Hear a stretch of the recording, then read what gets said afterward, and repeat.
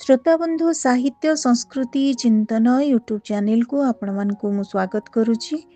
आज पुराकल्पवादी विशिष्ट आलोचक श्रीजुक्त अर्जुनी चरण बेहेरा द्वारा लिखित अर्जुन दुर्गा स्तव और वर प्राप्ति ए संपर्क रे एक सुंदर आलोचना आपण मानक उद्देश्य रे मु उपस्थापन करुछि।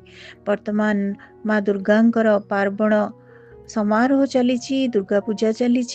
ए दुर्गा पूजा अवसर रे आमर ये आलोचना निश्चित भाव रे आपण मानकु आमोदित करिवो, भावोच्छ्वास रे परिपूर्ण करिवो एवं भक्ति प्रदान करिवो। एई आशा नै आज आपण मानक सम्मुख रे अर्जुनक दुर्गा स्तव और वर प्राप्ति यार लेखक हेउचंती श्रीजुक्त अर्जुनी चरण बेहेरा।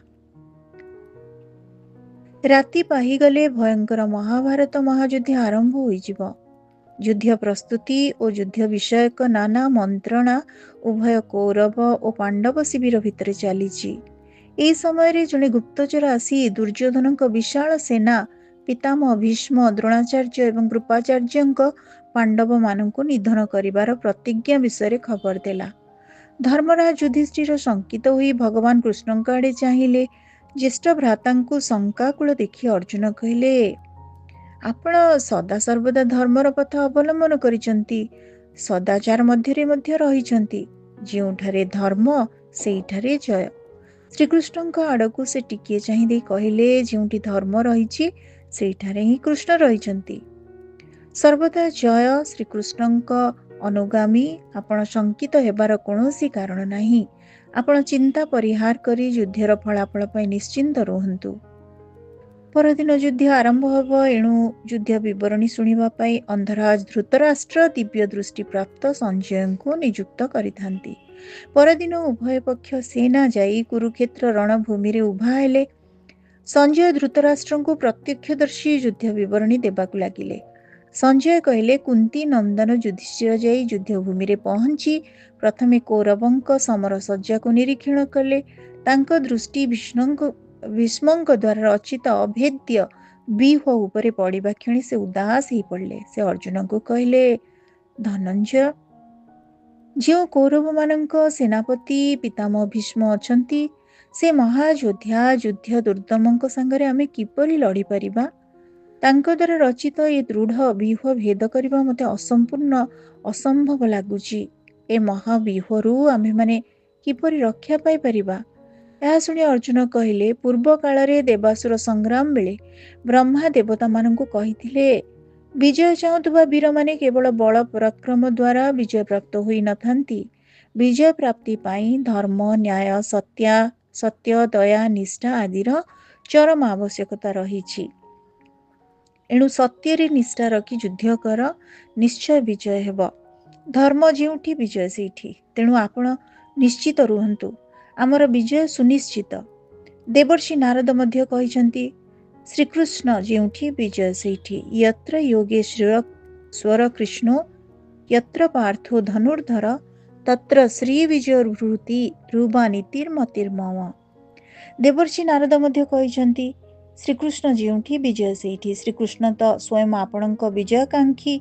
आपण कहीं चिंता करुछंती। यापर युधिष्ठिर निज सेनानी को भीष्मक आड़े आगेबा पई निर्देश दे निजे अग्रसर हेले। तांको ब्राह्मण मुनि ऋषि माने विजयी भव कही आशीर्वाद देले। युधिष्ठिर ब्राह्मण मानक गो वस्त्र फल फूल और स्वर्ण मुद्रा आदि दान करी युद्ध यात्रा कले। युद्ध क्षेत्र रे भीम भयंकर मूर्ति धरी दंडायमान थिबा देखी आपणक पुत्र माने अति व्याकुलित होई भयरे थरिबाकु लागिले। संजय पुणी कहले, महाराज, युधिष्ठिर युद्ध पई आगेबा देखी अर्जुन मध्य प्रस्तुत होई गले। एही समय रे भगवान कृष्ण कौरवक आड़े दृष्टिपात करी पांडवक हित पई अर्जुन को कहले, हे महाबाहु, युद्धारंभ पूर्व तुम्हें पवित्र होई विजय निमंते माँ दुर्गा को स्तुति करी माँ रणचंडी जय दुर्गा आशीर्वाद भिक्षा कर। माँ शक्तिमयी कृपा कले तुम्हें निश्चय विजयी हेब। भगवान कृष्ण कथा शुणी अर्जुन रथरु ओह्लाई पड़ी जोड़ हस्तरे माँ दुर्गा स्तव करियाकु लागिले।